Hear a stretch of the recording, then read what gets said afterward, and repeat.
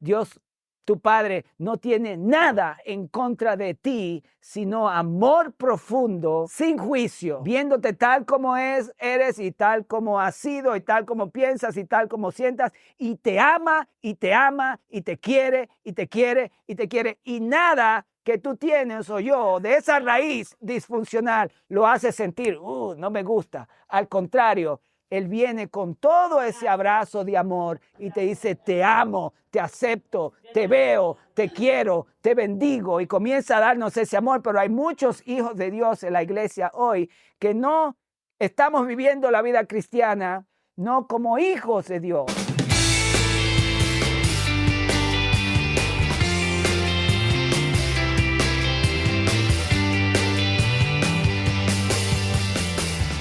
Esta carta, a manera de introducción, no para ser muy detallado, el apóstol Pablo la escribe desde la prisión. Y quiero enfatizar esa declaración, porque cuando alguien está en prisión y puede escribir de esta manera, sentirse de esta manera, algo muy transformador ha acontecido en la vida de esa persona.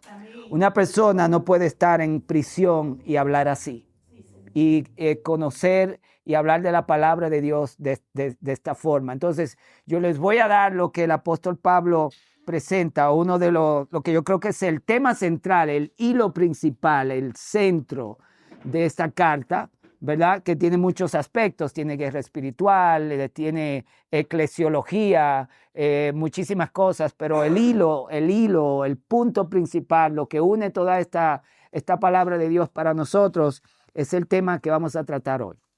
Entonces, el apóstol Pablo, al escribir desde la cárcel, nos da un mensaje que se convierte a la vez en un gran desafío para nosotros, lograr estar o pensar, sentir, hablar como Él.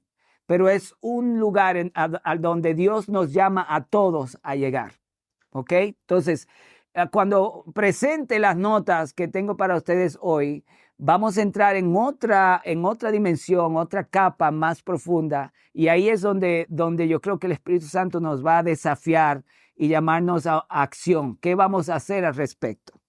El apóstol Pablo, probablemente 60 años, entre 50 y 70 años después de Cristo ascender al cielo, escribe esta carta a los Efesios. Él tiene una visión que vamos a ver en Efesios 1, 9 al 10, que es lo que llamamos, yo lo llamo la visión increíble, impresionante de Dios para el mundo. ¿Ok? Y es esto.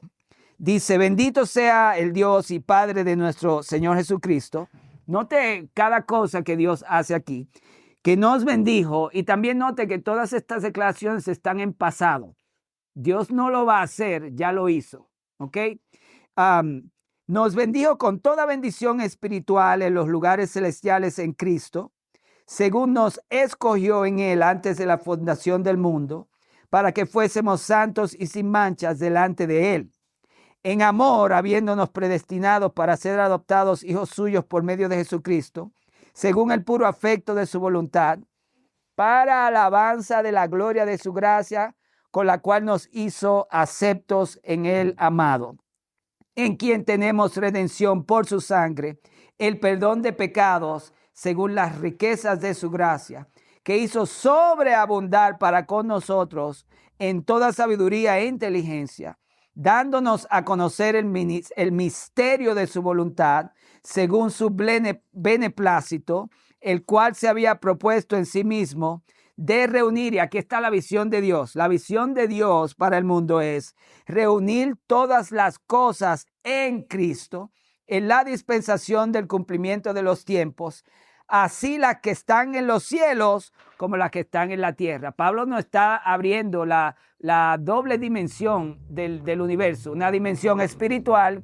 y una dimensión terrenal, y una dimensión física. Pablo nos está diciendo, no estamos solos. Aquí Dios está trabajando en lo invisible y está trabajando en lo visible, y los dos mundos tienen que estar reunidos en Cristo. Ahora, a manera de beneficios de este texto de Efesios capítulo 1, y comenzamos a leer en el versículo 3. Note las cosas que Dios ya hizo por nosotros. Dice, nos bendijo con toda bendición espiritual en los lugares celestiales en Cristo. Versículo 4, nos escogió en él desde antes de la fundación del mundo. Cuando usted lee Génesis 1 y comienza a leer que Dios creó las cosas que Dios creó, antes de que esto aconteciera, antes de que Dios hablara, Dios había pensado en ti. Desde antes de la fundación del mundo te escogió. Y entonces dice, ¿para qué te escogió? Para que fuese santo y sin mancha delante de él. No para que tú seas santo y sin mancha por tu propia cuenta, sino que en Cristo, Cristo hace posible que ya delante de Dios, con todas tus imperfecciones y las mías, ya somos santos y sin mancha. La religión, la tradición cristiana que ha interpretado esto mal nos hace sentir que Dios nos eligió para ser santos y sin mancha, pero es mi trabajo lograr ser santo y sin mancha. Y te voy a decir que esto es una mala noticia para ti. Es imposible que lo hagas por ti mismo. Esto es una imputación de Cristo sin tu esfuerzo. Lo voy a repetir de nuevo. Tú eres santo y sin mancha porque Cristo es santo y sin mancha y Dios te ve a ti a través de Jesús. Amén. Pastor Orlando, ¿qué hacemos con la santidad? Tenemos una responsabilidad a través de Cristo por medio del Espíritu Santo de reflejar esa gloria que ya ha sido puesta sobre mí. Pero nunca digas que no eres santo y sin mancha. Porque tienes imperfecciones y a veces cometemos pecados, decimos cosas que no debemos decir, pensamos cosas que no debemos pensar y hacemos cosas que no debemos hacer. Pero el apóstol Juan también dice, pero si pecamos, Él es fiel y justo para perdonar nuestros pecados y la sangre de Cristo nos limpia de todo pecado. Esa es la dinámica, la tensión de reconocer que tu santificación no comienza contigo, comenzó con Cristo y la santificación es un fruto de esa obra, no un fruto de la tuya. Que quede claro eso en lo que vemos los beneficios que Dios compró para nosotros en la cruz. Dice que lo hizo en amor, el versículo 5. No solamente nos escogió, nos santificó, nos hizo santos y sin manchas delante de Él por medio de Cristo. Dice que fuimos predestinados para ser adoptados hijos suyos por medio de Jesucristo. Jesucristo es el medio. Él es el medio de la adopción, de la bendición, de la santificación, de la redención. Todo lo hace Dios a través de Cristo. Por eso dice que todo va a ser reunido en Cristo, lo invisible y lo visible. Y dice según, ahí está la clave, no según tus obras, sino según el puro afecto de su voluntad, para alabanza de la gloria de su gracia, no mía y tuya, con la cual, ¿con qué nos hizo aceptos? Dice que nos hizo aceptos en el amado, eso es en Cristo, en quien tenemos redención por su sangre, el perdón de pecados, según las riquezas de nuestras obras, no, según las riquezas de su gracia ante nuestras imperfecciones. Y entonces, mire el versículo 8, por si acaso alguien piensa que Dios no es suficiente y que nuestras imperfecciones y pecados son más abundantes. Dice que la gracia de Dios es sobreabundante para con nosotros en toda sabiduría e inteligencia, dándonos a conocer el misterio de su voluntad según su beneplácito, el cual se había propuesto en sí mismo de reunir todas las cosas. Esta es la visión de Dios. Dios tenía que hacerlo Él. Él mismo tuvo que hacerlo todo, porque si no, no puede lograr esta visión de reunir todas las cosas en Cristo, en la dispensación del cumplimiento de los tiempos, así las que están en los cielos como las que están en la tierra. En Él, note lo que también tuvimos herencia, habiendo sido predestinados conforme al propósito del que hace que todas las cosas, el que hace que todas las cosas, incluyendo tu santificación. Todas las cosas es todas las cosas, no se queda ni una afuera. El que hace todas las cosas, ¿cómo? ¿Para qué? Según el designio de su voluntad, a fin de que seamos para alabanza de su gloria, nosotros los que primeramente esperamos en Cristo. En él también vosotros, habiendo oído la palabra de verdad, aquí es que viene la única acción que Dios requiere de nosotros. Número 1, escuchar la palabra de verdad, que es el evangelio de nuestra salvación. Y entonces, habiendo creído en él, en Cristo, que él es que hace todas las cosas, fuisteis sellados con el Espíritu Santo de la promesa. ¿Cuántos aquí han creído en Cristo? Amén.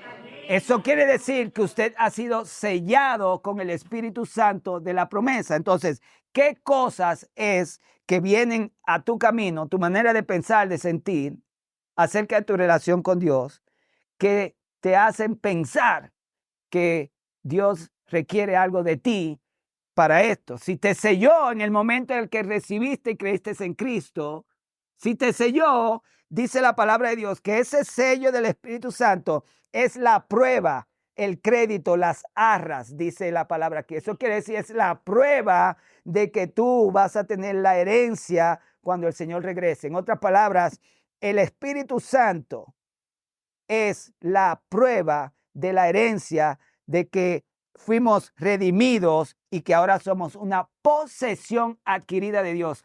¿Me están escuchando? Todo esto lo hizo Dios sin tu ayuda. Amén. Tú eres una posesión de Dios. Dios es tu dueño. Y Dios no pierde lo que Él posee. Wow, wow, wow. Por eso habla de predestinación, de posesión. Dios no pierde lo que Él posee. Entonces, tu acción simplemente fue creer en Cristo cuando recibiste el mensaje de la salvación.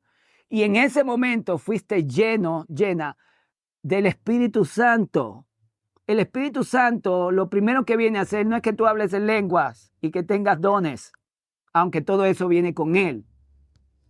Lo primero que el Espíritu Santo vino a hacer fue garantizarte como posesión de Dios. Ponerte el sello para que cuando el diablo lo vea, sepa que contigo no tiene nada. Ay, nadie me está escuchando. Si el diablo tiene influencia en nuestras vidas, es porque lo hemos dejado. Porque el Espíritu Santo nunca te ha dejado. Y la Biblia dice que tú eres posesión de Dios. ¿Te habías visto tú de esa manera? Yo soy posesión adquirida de Dios. Dios te compró con su sangre, dice la palabra de Dios. Tú eres propiedad de Dios. ¡Wow! Ahí podríamos terminar hoy, pero ese no es mi propósito. Este sería un gran mensaje, ¿verdad? Para ustedes. Entonces, Pablo dice, por esta causa, yo habiendo oído de vuestra fe en el Señor, ahí está hablando que creíste en la palabra, y ahí pasó algo, y esto es a lo que me quiero referir hoy. Lo primero es demostrar la impresionante visión de Dios, que es lo que acabamos de decir, de reunir todas las cosas en Cristo, las que están en el cielo y las que están en la tierra.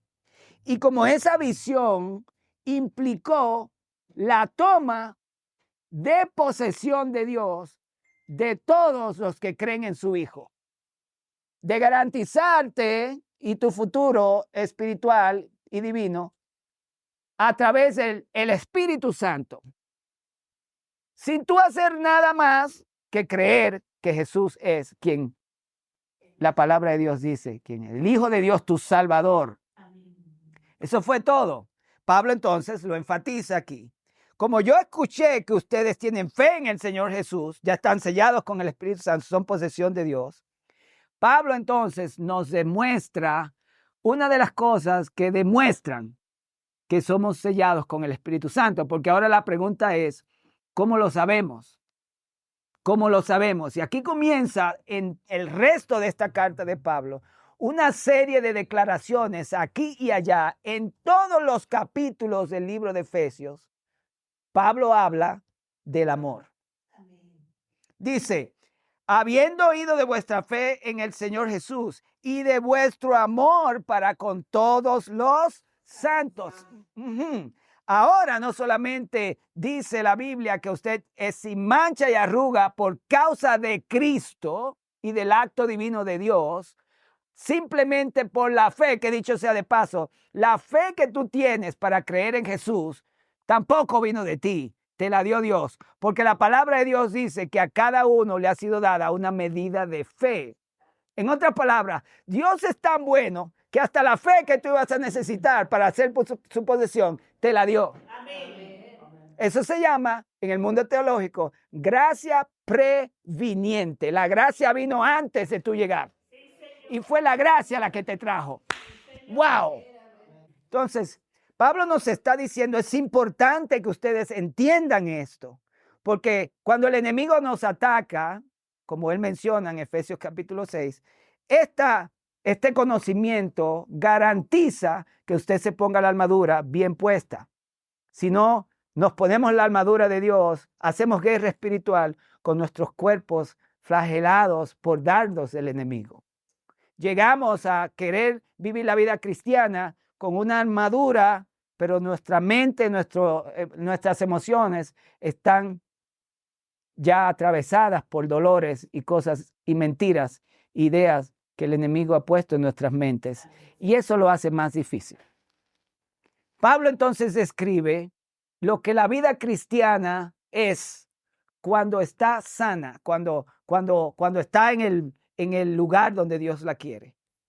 Esta iglesia parece que Pablo escuchó, había llegado a una fe tan estable, tan sólida, que Pablo dijo, habiendo oído de vuestra fe en el Señor, son inmovibles. Y recuérdense que Pablo está hablando desde la prisión. El hombre desde la prisión se sentía como se sintieron todos ustedes cuando escucharon lo que Dios hizo hace unos minutos. Santo. La fe de Pablo estaba inmovible en la prisión.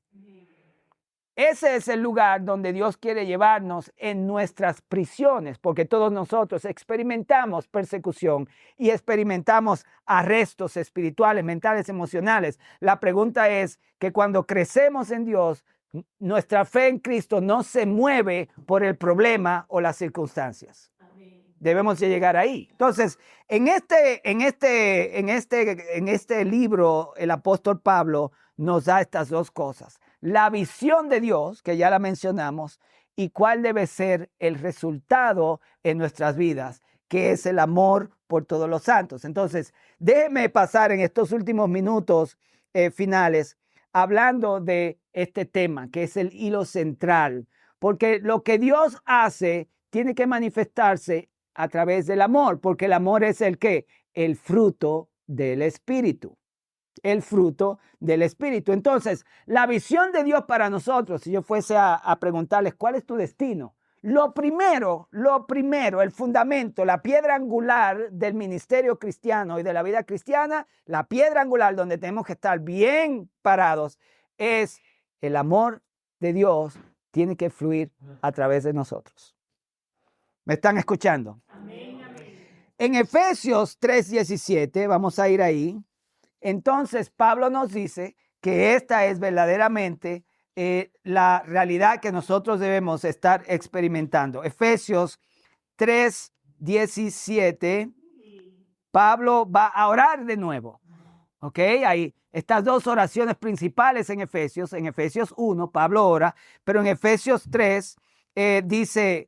Es más, comencemos en el versículo 14. Dice, por esta causa doblo mis rodillas ante el Padre de nuestro Señor Jesucristo, de quien toma nombre toda familia en los cielos y en la tierra. Otra vez esta dicotomía entre lo espiritual y lo físico. Dice, para que os dé, conforme a las riquezas de su gloria, el ser fortalecidos con poder en el hombre interior por su espíritu, para que habite Cristo por la fe en vuestros corazones, a fin de que, note cómo debe acontecer esto, arraigados y cimentados en amor, seáis plenamente capaces de comprender con todos los santos la anchura, la longitud, la profundidad y la altura.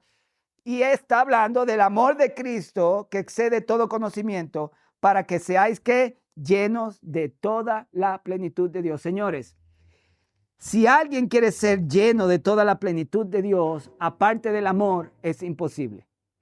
Ahora, Pablo dice que debemos de ser arraigados y cimentados. Esta palabra arraigados es raíz. La palabra cimentados es un término arquitectural. ¿Ok? Dos cosas diferentes. La raíz es lo que está dentro, la arquitectura es lo que está afuera. Pablo utiliza dos términos aquí de dos diferentes disciplinas. La raíz habla de un árbol que está debajo en lo oscuro, en la oscuridad, donde no tiene sol, está buscando por agua. El cimiento está hablando de un arquitecto que edifica un gran edificio sobre una piedra angular y este edificio es monumental. Pablo entonces nos está hablando de la experiencia humana. La experiencia humana es esta. Fuimos arraigados, pero no en amor. Voy a decirlo. Está claro aquí. Si Pablo dice que está orando que seamos arraigados, tengamos la raíz del amor, quiere decir que hasta que venimos a Cristo, verdaderamente no fuimos arraigados en el amor al que el Pablo se refiere. Fuimos arraigados en amores imperfectos y disfuncionales. Por lo tanto, nuestras vidas fueron cimentadas o edificadas con arquitecturas que Dios quiere deconstruir para construir la de Él. No se puede entonces edificar, si usted lo puede ver así, la vida cristiana práctica es la arquitectura, pero esa vida no se puede edificar bien si la raíz es la raíz en la que fuimos arraigados antes de venir a Cristo. Tenemos que entonces, dice Pablo, que es necesario que Dios conteste esta oración, que podamos ser arraigados, que las raíces que nos trajeron a este mundo y nos formaron sean removidas y que la raíz del amor de Dios sea lo que nos dé la capacidad de ser cimentados en ese mismo amor. El amor en la oscuridad representa nuestra vida interior, las cosas que la gente no ve, la manera en que pensamos, sentimos, nos movemos y por qué somos, quiénes somos y por qué actuamos como actuamos, porque nos arraigaron así. La arquitectura de nuestras vidas es, ahora que somos adultos, somos los adultos de niños que fueron rotos y quebrantados, que no fueron sanados antes de ser adultos. El edificio es nuestra adultez, la raíz es nuestra niñez. Y no necesariamente me voy a referir a la niñez, me estoy refiriendo a que la palabra de Dios dice que el cristiano cuando viene a Cristo, le es imputado todo lo que Pablo define en Efesios 1. Pero Pablo también ora que ese cristiano tiene que ser pasado por un proceso de arraigación o arraigamiento, no sé si es la palabra correcta, donde raíces de amor incompleto, disfuncional, tienen que ser removida, limpiada, y entonces debemos ser arraigados en el amor perfecto de Dios, donde somos, dice Pablo en Efesios 1, aceptos en Él. Amado, amén. Escogidos en amor. Dios, tu Padre, no tiene nada en contra de ti, sino amor profundo, sin juicio, al desnudo, viéndote tal como eres y tal como has sido y tal como piensas y tal como sientas, y te ama y te ama y te quiere y te quiere y te quiere, y nada que tú tienes o yo de esa raíz disfuncional lo hace sentir, no me gusta. Al contrario, Él viene con todo ese abrazo de amor y te dice, te amo, te acepto, te veo, te quiero, te bendigo, y comienza a darnos ese amor. Pero hay muchos hijos de Dios en la iglesia hoy que no estamos viviendo la vida cristiana, no como hijos de Dios, sino con las raíces de los amores disfuncionales que nos formaron. El desafío, no me va a dar tiempo concluir como quería, pero el desafío de esta carta es exactamente eso. Que Pablo dice que debemos ser arraigados y cimentados. Si la raíz está bien, el edificio va a estar bien. Amén. En amor. Las dos, la raíz y el edificio, el cimiento, deben de ser amor. Pero a veces nos han llevado en nuestras en nuestra trayectoria en iglesias y en el cristianismo en el que nacimos, nos han dicho que construyamos un edificio, pero no nos han enseñado cómo remover la disfuncionalidad debajo, en lo profundo de nuestras mentes, de nuestra psique, de nuestras emociones. Cuando nuestros padres, madres, amigos, hermanos, familias, circunstancias, lo que pasó en la ciudad, lo que pasó en el país, lo que pasó en la escuela, todas estas cosas formaron raíces en nuestras vidas. Y entonces no podemos verdaderamente construir un edificio de amor si la raíz no fue el amor de Dios. Está lo que Dios hizo para garantizarte como posesión adquirida de Él, que nadie puede remover, pero está también la plenitud de Dios que tiene y que solamente puede venir cuando las raíces disfuncionales de nuestras vidas y las estructuras que esa vida nos hizo ser como, actuar como y sentir como y pensar como, todas esas estructuras, Dios las quiere demoler como un acto de construcción y edificar una estructura nueva, arraigada, cimentada en el amor de Dios.